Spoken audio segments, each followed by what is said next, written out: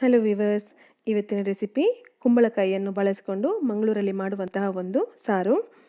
ಇಲ್ಲಿ ನಾನು 1 kg ಕುಂಬಳಕಾಯಿಯನ್ನು ತೊಗೊಂಡಿದ್ದೀನಿ. ಇದನ್ನು ದೊಡ್ಡ ದೊಡ್ಡ ಪೀಸನ್ನಾಗಿ ಮಾಡ್ಕೊಂಡಿದ್ದೀನಿ, ಯಾಕಂದರೆ ಕುಂಬಳಕಾಯಿ ಬೇಗ ಸಾಫ್ಟ್ ಆಗುತ್ತೆ, ಅದಕ್ಕೋಸ್ಕರ. ಇದನ್ನು ಒಂದು ಕುಕ್ಕರ್ಗೆ ಹಾಕ್ಕೊಂಡು ಇದಕ್ಕೆ ರುಚಿಗೆ ತಕ್ಕಷ್ಟು ಉಪ್ಪನ್ನು ಹಾಕ್ಕೊಳ್ತಾ ಇದ್ದೀನಿ. ನಂತರ ಇದಕ್ಕೆ 2 ಕಪ್ನಷ್ಟು ನೀರನ್ನು ಸೇರಿಸ್ಕೊಳ್ತಾ ಇದ್ದೀನಿ. ಇದನ್ನು 1 ವಿಸಿಲ್ ಕೂಗಿಸ್ಕೊಳ್ತಾ ಇದ್ದೀನಿ. ಕೂಗಿಸ್ಕೊಂಡು ಸೈಡ್ ಇಟ್ಬಿಡೋಣ.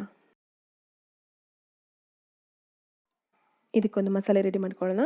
ಅದಕ್ಕೋಸ್ಕರ ಒಂದು ಪ್ಯಾನಲ್ಲಿ 2 ಟೀ ಸ್ಪೂನಷ್ಟು ತೆಂಗಿನ ಎಣ್ಣೆಯನ್ನು ತೊಗೊಂಡಿದ್ದೀನಿ. ಇದಕ್ಕೆ ಒಂದು 6 ಬ್ಯಾಡಿಗೆ ಕೆಂಪು ಮೆಣಸಿನಕಾಯನ್ನು ಹಾಕ್ಕೊಂಡು ಒಂದು 30 ಸೆಕೆಂಡ್ ನಾನು ಇದನ್ನು ರೋಸ್ಟ್ ಮಾಡ್ಕೊಳ್ತಾ ಇದ್ದೀನಿ. ಅದಾದ ನಂತರ ಇದಕ್ಕೆ ಹೋಲ್ ಸ್ಪೈಸಸನ್ನು ಹಾಕ್ಕೊಳ್ತಾ ಇದ್ದೀನಿ. ಮೊದಲಿಗೆ ನಾನೊಂದು 2 ಟೇಬಲ್ ಸ್ಪೂನಷ್ಟು ಕೊತ್ತಂಬರಿ ಬೀಜ ತೊಗೊಂಡಿದ್ದೀನಿ, 2 ಟೀ ಸ್ಪೂನ್ನಷ್ಟು ಜೀರಿಗೆ, ಒಂದು 10-12 ಕರಿಬೇವಿನ ಎಲೆ ತಗೊಂಡು ಕೊತ್ತಂಬರಿ ಕಂದು ಬಣ್ಣಕ್ಕೆ ಟರ್ನ್ ಆಗಬೇಕು. ಇಲ್ಲಾಂದರೆ ಎಲ್ಲ ಹಾಕಿರುವಂಥ ಮಸಾಲೆ ಪದಾರ್ಥಗಳು ಪರಿಮಳ ಬರಬೇಕು. ಗ್ಯಾಸನ್ನು ಲೋ ಫ್ಲೇಮಲ್ಲಿ ಇಟ್ಕೊಂಡು ಇದನ್ನು ಹುರ್ಕೊಳ್ತಾ ಇದ್ದೀನಿ. ಕೊನೆಯದಾಗಿ ಇದಕ್ಕೆ ಒಂದು 1/4 ಟೀ ಸ್ಪೂನ್ನಷ್ಟು ಮೆಂತೆಯನ್ನು ಸೇರಿಸಿ ಅದನ್ನು ಕೂಡ ಒಂದು 30 ಸೆಕೆಂಡ್ಸ್ ಹುರಿದು ಪಕ್ಕಕ್ಕೆ ಇಟ್ಕೊಳ್ತಾ ಇದ್ದೀನಿ.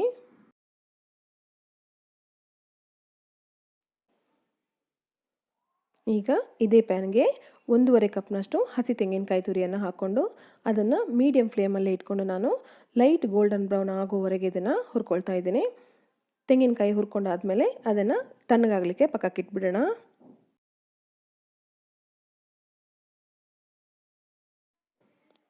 ಈ ಎಲ್ಲ ಮಸಾಲೆ ಪದಾರ್ಥಗಳನ್ನು ರುಬ್ಕೊಳ್ಬೇಕಾಗತ್ತೆ. ಅದಕ್ಕೋಸ್ಕರ ಮಿಕ್ಸಿನಲ್ಲಿ ನಾವು ರುಬ್ಬುವಂತಹ ಹೋಲ್ ಸ್ಪೈಸಸ್ನ ಹಾಕ್ಕೊಂಡಿದ್ದೀನಿ. ಹಾಗೆಯೇ ಹುರ್ಕೊಂಡಿರುವ ತುರಿಯನ್ನು ಕೂಡ ಹಾಕ್ಕೊಳ್ತಾ ಇದ್ದೀನಿ. ಇದಕ್ಕೇ ಒಂದು ಸಣ್ಣ ಲಿಂಬೆಹಣ್ಣಿನ ಗಾತ್ರದ ಹುಳಿಯನ್ನು ಕೂಡ ಸೇರಿಸ್ಕೊಳ್ತಾ ಇದ್ದೀನಿ. ಹಾಗೆಯೇ ಒಂದು ಅರ್ಧ ಟೀ ಸ್ಪೂನ್ನಷ್ಟು ಅರಿಶಿನ ಪುಡಿಯನ್ನು ಹಾಕ್ಕೊಂಡು ನಮಗೆ ರುಬ್ಬಲಿಕ್ಕೆ ಎಷ್ಟು ನೀರು ಬೇಕೋ ಅಷ್ಟನ್ನು ಹಾಕ್ಕೊಂಡು ಒಂದು 80% ನಾನು ಇದನ್ನು ಫೈನಾಗಿ ರುಬ್ಕೊಳ್ತಾ ಇದ್ದೀನಿ. ಪೂರ್ತಿ ನುಣ್ಣಗಾಗುವ ಅವಶ್ಯಕತೆ ಇಲ್ಲ, 75-80% ಫೈನ್ ಆದರೆ ಸಾಕು. ಈಗ ನಾನು ರುಬ್ಬಿ ಇಟ್ಕೊಂಡಿದ್ದೀನಿ ಆಲ್ರೆಡಿ.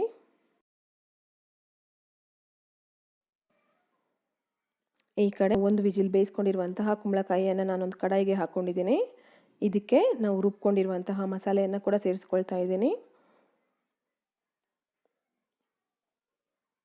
ಇದನ್ನೊಂದ್ಸಲ ಮೆಲ್ಲಕ್ಕೆ ನಿಧಾನವಾಗಿ ಮಿಕ್ಸ್ ಮಾಡ್ಕೊಳ್ಬೇಕು, ಯಾಕಂದರೆ ಕುಂಬಳಕಾಯಿ ತುಂಬ ಸಾಫ್ಟ್ ಆಗಿರೋದ್ರಿಂದ ನಾವು ಇದನ್ನು ಸ್ವಲ್ಪ ನಿಧಾನಕ್ಕೆ ಮಿಕ್ಸ್ ಮಾಡ್ಕೊಳ್ಬೇಕಾಗತ್ತೆ.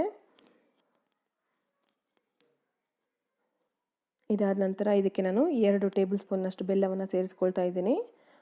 ಹಾಗೆಯೇ ಇದಕ್ಕೆ ಒಂಚೂರು ಮಿಕ್ಸಿಯನ್ನು ತೊಳೆದು ನೀರನ್ನು ಕೂಡ ಸೇರಿಸ್ಕೊಂಡಿದ್ದೀನಿ.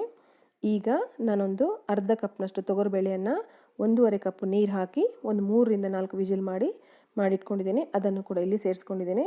ಇದೆಲ್ಲವನ್ನು ಒಂದ್ಸಲ ಚೆನ್ನಾಗಿ ಮಿಕ್ಸ್ ಮಾಡಿ ಇದನ್ನು ಒಂದು 3-4 ನಿಮಿಷ ಮೀಡಿಯಮ್ ಫ್ಲೇಮಲ್ಲಿ ಕುದಿಯೋಕ್ಕೆ ಇಟ್ಬಿಡೋಣ.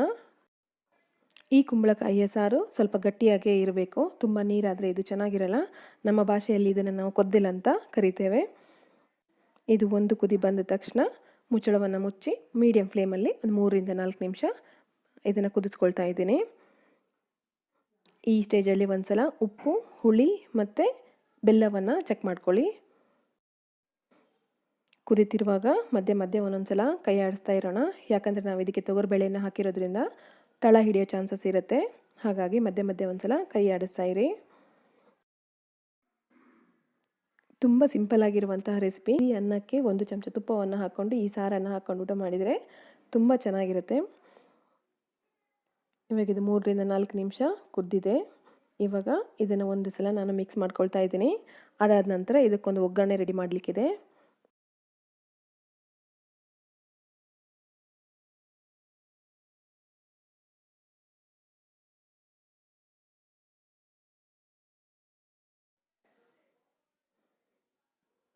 ಇವಾಗ ಇದಾಗಿದೆ. ಇದಕ್ಕೊಂದು ಒಗ್ಗರಣೆ ರೆಡಿ ಮಾಡ್ಕೊಳ್ತಾ ಇದ್ದೀನಿ.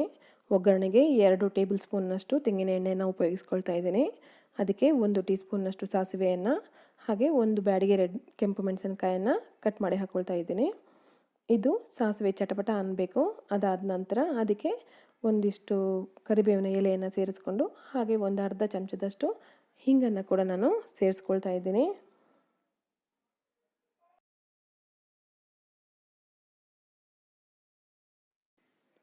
ಈ ಒಗ್ಗರಣೆಯನ್ನು ನಾನು ಮಾಡ್ಕೊಂಡಿರುವಂತಹ ಸಾರಿಗೆ ಸೇರಿಸ್ಕೊಳ್ತಾ ಇದ್ದೀನಿ. ಇದನ್ನು ಒಂದ್ಸಲ ಮಿಕ್ಸ್ ಮಾಡ್ಕೊಳ್ತಾ ಇದ್ದೀನಿ.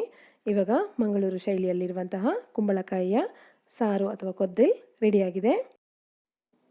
ಇವತ್ತಿನ ಈ ವಿಡಿಯೋ ನಿಮಗೆ ಇಷ್ಟ ಆಗಿದ್ದಲ್ಲಿ ಒಂದು ಲೈಕ್ ಮಾಡಿ, ಹಾಗೆ ಸಬ್ಸ್ಕ್ರೈಬ್ ಮಾಡ್ಕೊಳ್ಳಿ. ನನ್ನ ಮುಂದಿನ ವಿಡಿಯೋ ನೋಟಿಫಿಕೇಷನ್ ನಿಮಗೆ ಸಿಗುತ್ತೆ ಅಂತ ಹೇಳ್ತಾ, ನಾನು ಪೂರ್ಣಿಮಾ. Good food. ಧನ್ಯವಾದಗಳು.